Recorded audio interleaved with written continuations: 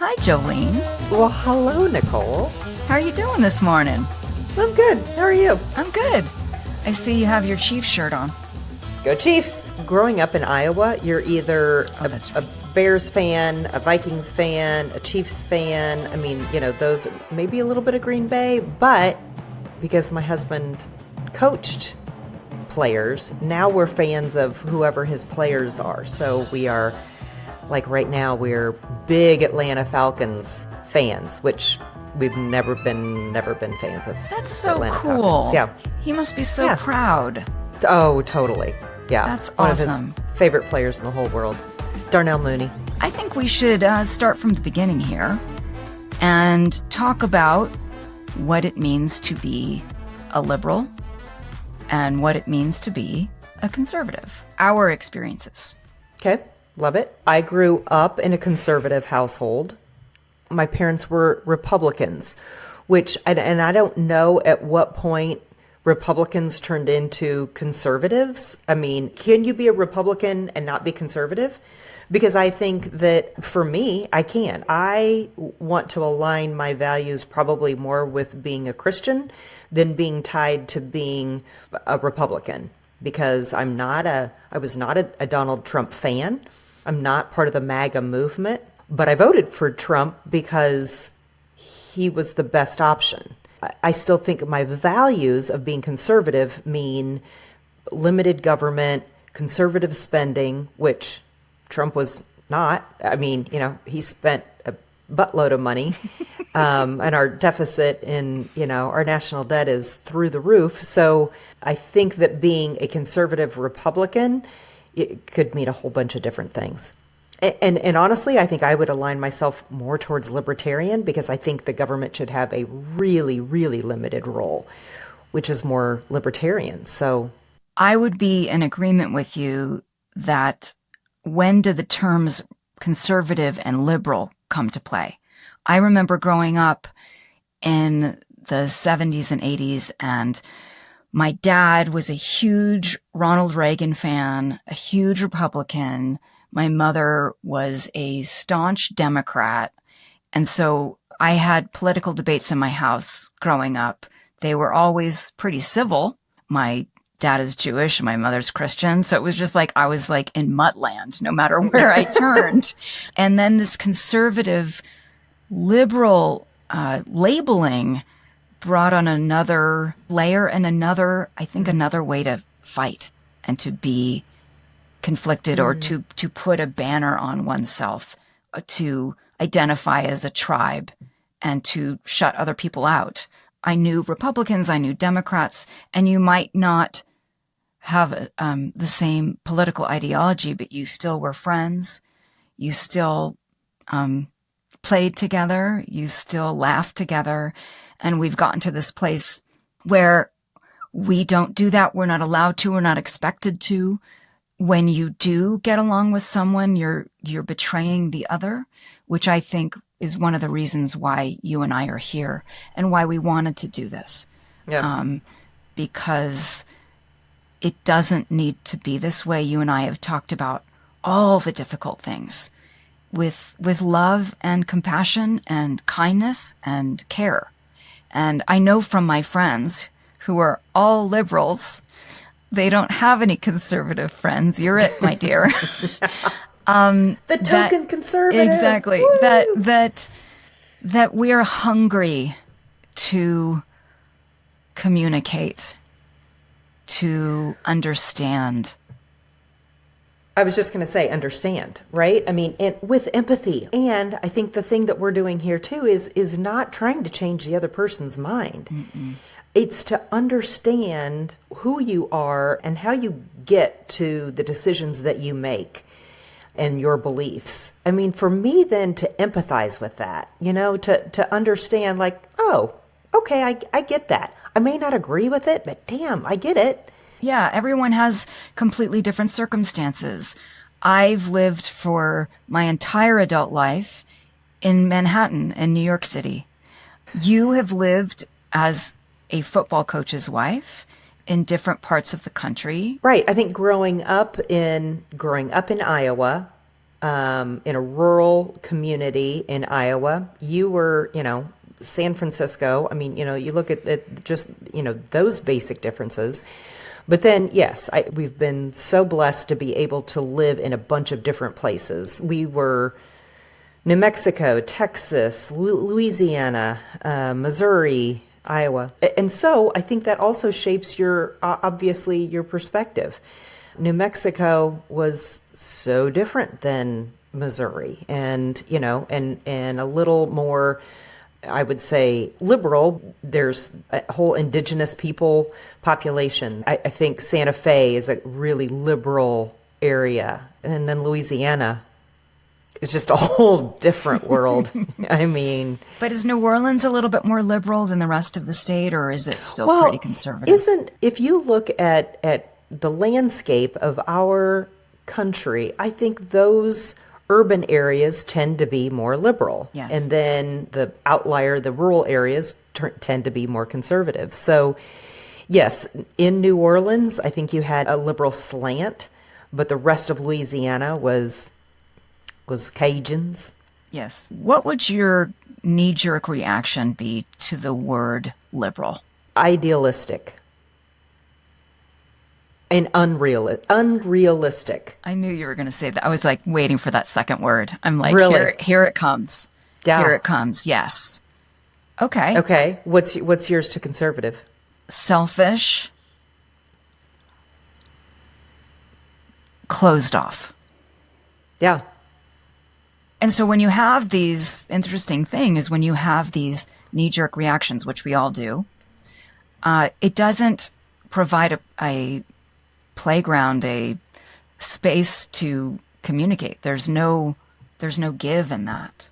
Because those were both negative connotations that we had about each other. That's right. Yeah. That's right.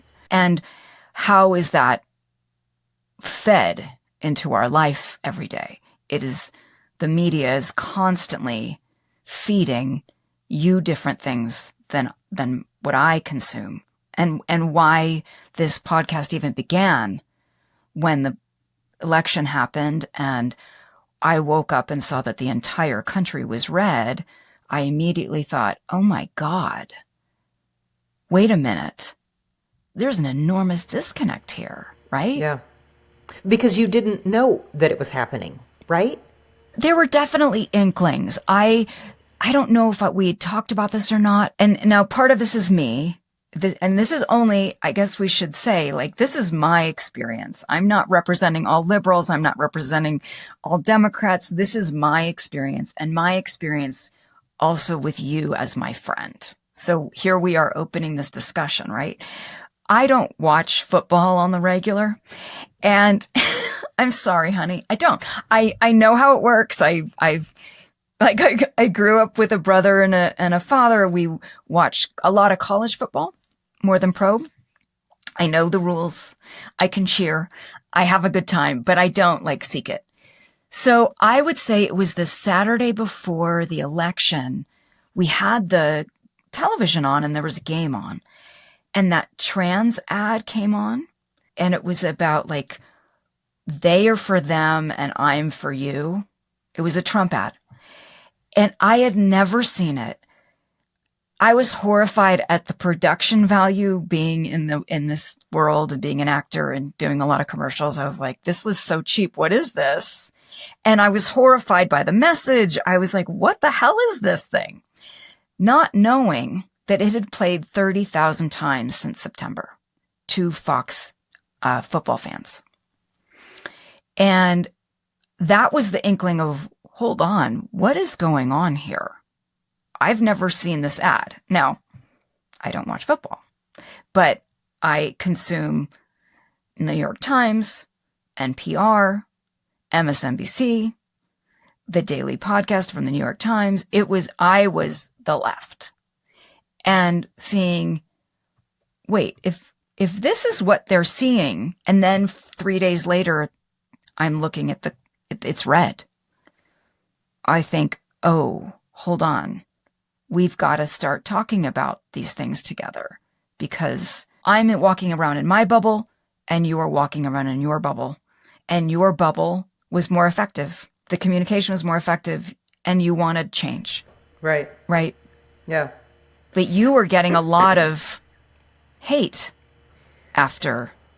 Well, Yes? yes. So I would say the difference, though, is that even though I'm a Fox News watcher, I'm also a mainstream media watcher, which has a liberal slant. So I think, for if you're mainstream, or if you only get your news from, the network news stations, you are being fed a liberal slant. Now, if you then watch something that's on Fox News as well, then you're able to see the differences.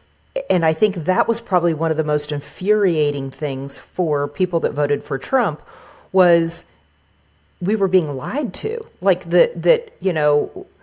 Kamala had all these people that were, all the famous people that were endorsing her. I'm assuming with the thought of here's all the important people, the Oprah, Beyonce, Taylor Swift got into it kind of accidentally, but here were all of these people endorsing her, which then we come to find out she paid for their endorsements. But Wait a minute. Where'd you hear that? her campaign was like $1 billion in the hole after the election because it came out that they had spent millions of dollars on these endorsements. They had to pay Beyonce. I can't remember if she paid Oprah or not for the interview, but they were paying for these endorsements. It was on her financial report, their financial report that they have to disclose on, their campaign finance report. I think conservatives, no, not even conservatives, because I think so many people were put off by the fact that we could be bought, that our votes could be bought, that if they had enough influence from famous people that we weren't smart enough to figure out what was important to us, but just we'll tell you who to vote for. Vote for Kamala, just trust us because we know better than you. So I'm seeing a couple things. I'm seeing Oprah denying it. No evidence campaign paid for celebrity endorsements. November 15th, 2024. Factcheck.org. But see, this is part of the issue, Jolene. Right. I'm not saying you're stupid. I'm saying, where are you getting this information? Because we are so ready to point fingers and say, you're wrong, I'm right. And it's crazy. Right? Right? So you're coming in with this to tell me this information. And I'm like, what are you talking about? This is obviously the problem. Okay, but wait, here's from USA Today. They're not the most journalistically reliable. Harris's campaign paid $1 million to Harpo Productions. Federal records show two payments of $500,000 each. Oprah said, I didn't take any personal fee. However, the people who worked on the production needed to be paid. Well, that makes sense. I mean, it's a television show. This is saying no evidence Harris campaign paid for celebrity endorsements. Quick take. Vice President Kamala Harris received many celebrity endorsements leading up to the election, including from Beyonce, Oprah Winfrey, Eminem, Megan Thee Stallion, and Lizzo. Social media posts have made the unfounded claim that these celebrities were paid collectively $20 million for their endorsements. We haven't found no evidence to support this claim. And then it goes on to the full story, which I can send to you.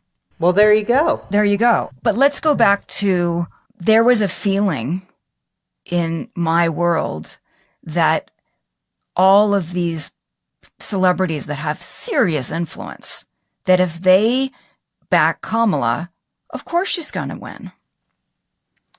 And the thing that's really interesting is that we do worship celebrity in this country. Like in a way, we don't have royalty. Celebrity is royalty.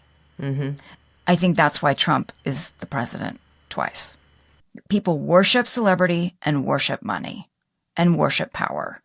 And I think being in the entertainment business, there's so much smoke and mirrors that the regular people don't understand or know or think that couldn't possibly be. And Trump is a master at creating a narrative and a story and a picture. So in a way, I'm not surprised at all that he was elected. But it's interesting because here we worship celebrity, and then these major celebrities endorse Kamala, and it wasn't enough. Yeah. Because I think you're onto something about liberals. We tend to be a little condescending, a little know-it-all-y, a little, if only you knew.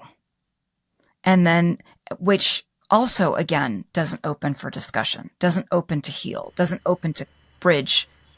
Mm-hmm. Right. So there might have been it's Oprah, it's Eminem, it's Taylor Swift. Of course, now that they're on, they got it. We got it. Right. They're stupid, or that whatever the hell is in our brains. Yes. And yet it wasn't enough. Yeah. The Democratic Party is, in my opinion, such a mess and isn't being realistic. And things like Kamala should have flown out to see Joe Rogan, period. Mm-hmm. Yeah. That was not smart. Mm-hmm. Meet the people where they are. Which she didn't do, right? I know. I mean, she didn't do any interviews. Or she did one with Brett Baer on Fox. Mm-hmm. And I thought she did a pretty good job. I felt like she didn't give herself enough credit, or she was so controlled, which is what it seems like the Democratic Party totally does, right? Yeah. She's a really smart, impressive person. Let her do it. There's so much control. I can't speak to the Republican Party, but the Democratic Party, the way they coach, the way they overcoach, and they become like little robots. Well, I think that's exactly the opposite with the Republican Party, and that's why Trump won. He, got away from the Bushes and the Liz Cheneys and the base of the Republican Party and said, and he tried to do this in 2016 with the whole draining the swamp thing, but he was unconventional. We wanted a businessman. We wanted someone who wasn't the same politician. But because you love the Bushes. I do love the Bushes. You were part of that. I still love the Bushes, but I think they were wrong in this time because what was the Lincoln? Oh, the Lincoln Project? The Lincoln Project. Thank you. I love the Lincoln Project. You and I talked about this during that whole phase of the Lincoln Project. I auditioned for them so many times to narrate those spots. I can't believe I didn't get hired. I had some really good auditions. I'm not kidding. Like, I'm good at my job. And I was I fucking love these spots. I mean, they were slanted. They went for the gut, which. Oh, you liked. I think I did like. Because they were anti-Trump. Yeah. But they don't connect to people. It's that same thing with media. It is there to fire you up, to upset your nervous system, literally. And I don't think that's good for any of us. It's exhausting. So I think what Trump was trying to do then was completely separate from what the Republican elites were trying to do. And that's why people liked it, Did you like it? In 2016 or in... Yeah, in 2016. And did it change in 2016 versus... In 2016, I voted for Trump because I didn't want Hillary. Did you think he was going to drain the swamp? Yes. We wanted... there was something appealing about voting for or thinking that a businessman was going to come in and run our government and not another politician. How did you feel about his personal life, his sexual... assaults, like all the things? Were you conflicted? Were you like, you know what? I really do. I mean, I know how much you didn't like Hillary. This goes back to the Clintons. When Bill, I remember thinking, how in the world could Bill Clinton get a second term? Because all of these things had come out, about the whole Monica Lewinsky thing and his sexual, yes. Yes. escapades. Mm-hmm. And that the president was someone we looked up to, and it was, someone that we wanted to emulate and wanted our kids to, idolize and all the things. And I remember thinking, how in the world, Democrats, could you vote for someone that was such a womanizer? And this Democratic Party for women lib and feminism and all that, and you've got this womanizer, and this is who you're going with. What a horrible thing. We've come so far from that. Oh my God. From that. I mean, right? It's funny that you say that, Jolene, because I think we're raised in history class or civics class that, oh, the president is this thing we look up to. But when I think about and all the history that I've read, and like Nixon's, they're all, geez, Kennedy Louise. and Yeah, right? Kennedy. I mean, they're not necessarily the most upstanding people, but now it's crazy. So you look at that, and is it a function of our society that we know everything? If the things that came out, who was it? Billy Bush that recorded Trump on that bus, and it was a horrible. It was like not Entertainment Tonight, but it was Entertainment Tonight, because it happened right after I went to visit you in New Orleans, and you said to me and Josh, please convince me why I should vote for Hillary, and I was so stumped because I knew how much you hated her, and there was so much pressure. And then that came out, and I was like, oh my God, this is perfect, because Jolene has 3 daughters. There's no way she's going to vote for the pussy grabber. But you did. Why? Because, and now I look at it, and it's because those were our choices. Our choice was Hillary or Trump.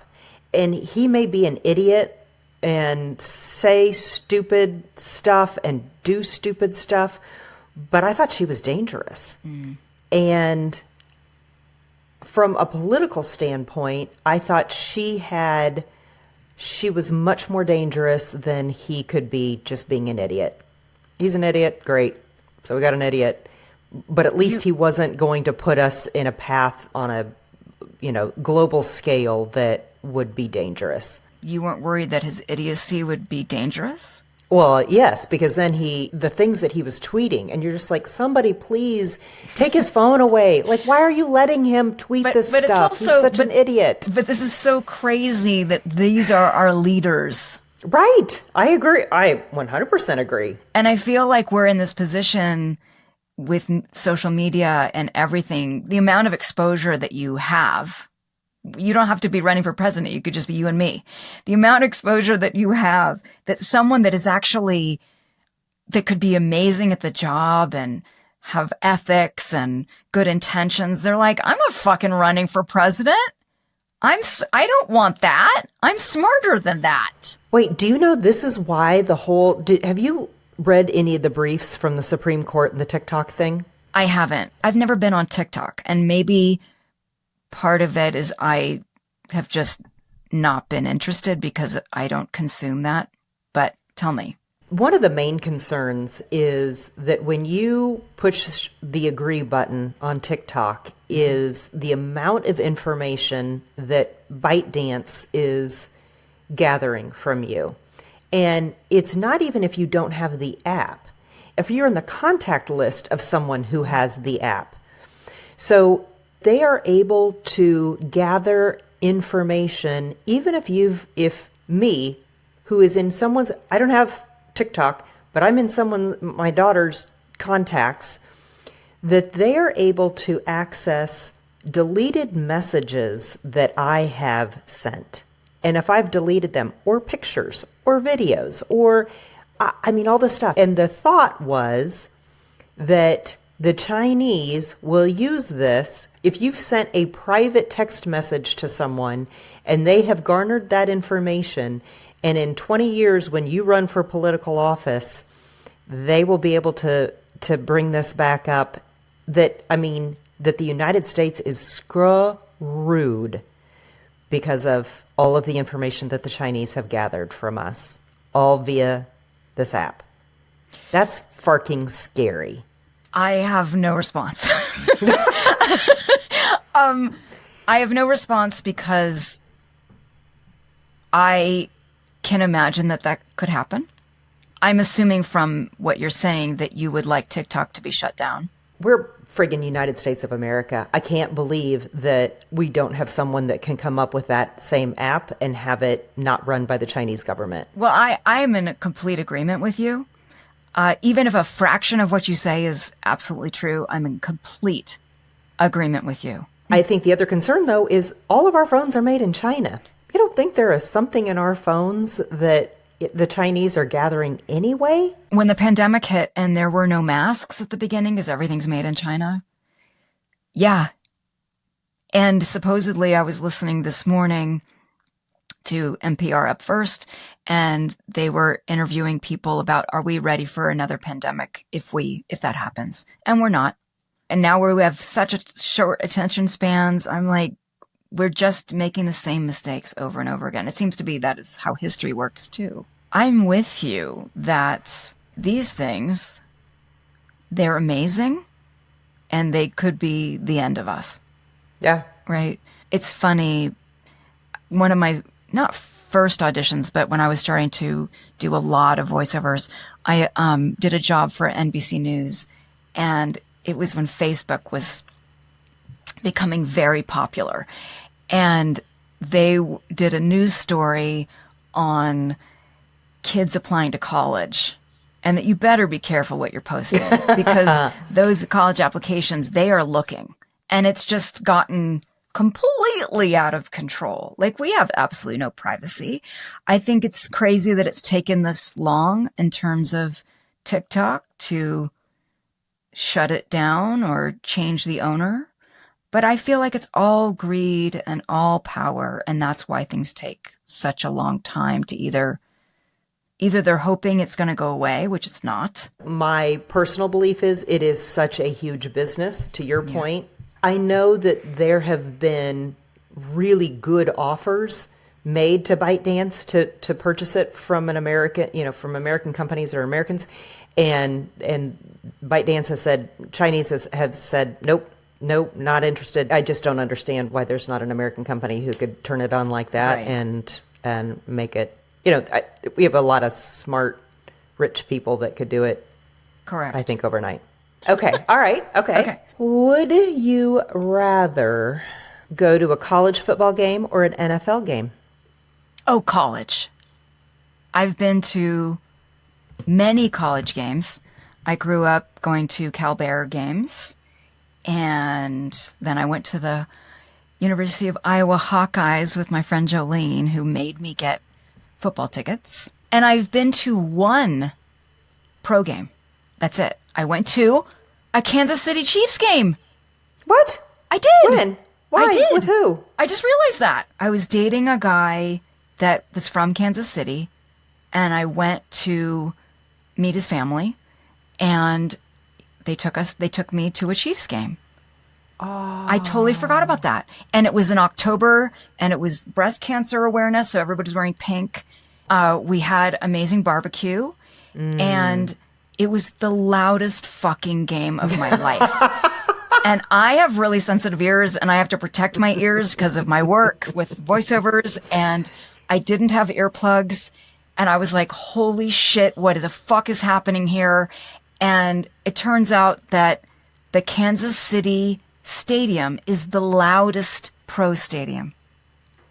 They do a heck of a job being so loud. Girl, here's the deal. I got to tell this. Maybe we're not going to ask my would you rather, and we're just going to tell this story.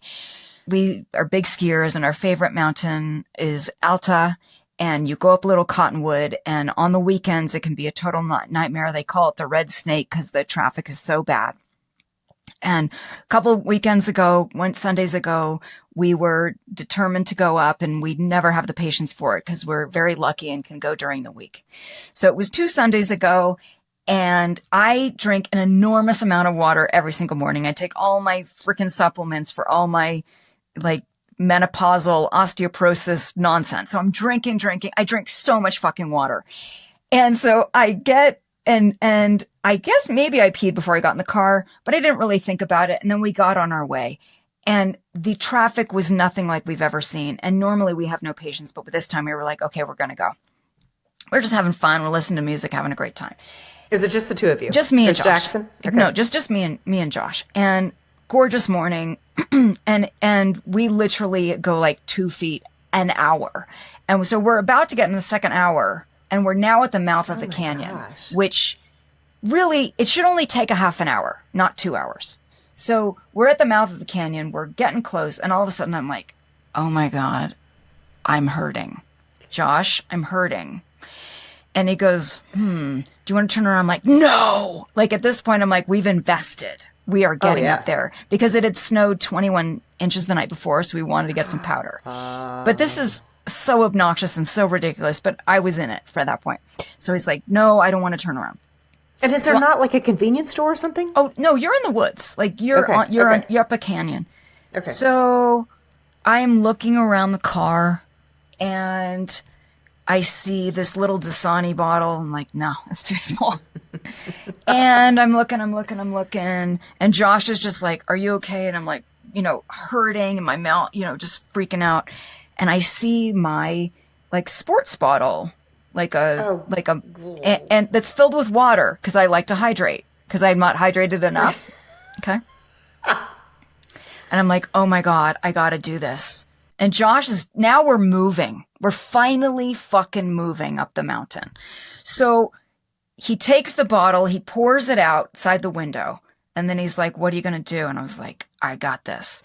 I take my shoes, my boots, I pull my ski pants off, I pull my long johns off, I throw it in the back. He's like, what are you doing? I pull my underwear off, I throw it in the back. I like climb, and I hold on to the dash, and now we're fully moving.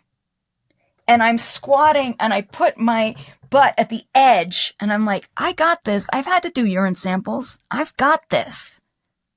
And I pee forever. And it was a 16-ounce bottle. I'm like, I'm going to go over. He's like, are you done? I'm like, nope. But I was like, I think I got this now. So I clench it up. I put the top on, and I stick it in the holder. It's bright yellow because of all my supplements. Oh, your vitamins. And I'm like, I'm good. Did you spill a drop? Not a drop, girl. Not a drop. Oh my God. I can't tell you how impressed I am with you right now. I have to say I was impressed with myself. But it was like a workout bottle. They have bigger holes. Oh, yeah. For lack of a better word. Bigger circles. So then we got to the resort. I went and peed another monster pee. And then I left the bottle in the car, because I'm like, I can't bring this in. And so then we had a wonderful ski day. Then I came back down, and the first thing I did is Josh was like, get rid of that thing. And so I got in the house, and You did throw it away. I poured it in the toilet, and I threw the bottle away when I got home. Okay. I wanted to be a private experience. Did you cut it off without finishing? Yes. Again, Kegel that's exercises. Impressive. Thank you. Yes. Ma'am. Yes, I did. Holy yes, I cow. did. But I got a good 12 ounces in there. I was like, yep. So that was it. That was instead of giving you a would you rather, that private humiliation that I just shared with everyone, I think is. I don't know that was humiliation. I feel like that was, Kegel championships. Like heroics is what you did right there. Yes. Listen, we got to keep it real here. We talk about whatever we need to talk about, and then we go on with our day. And we maybe add a little bit of laughter. I love it. Mm-hmm. It's perfect. All right, doll. Well, thank you, friend. Thank you. I love you. I hope you have a wonderful day. And thank you all for listening. We really appreciate it. If you lasted this long, God bless you, and thank you.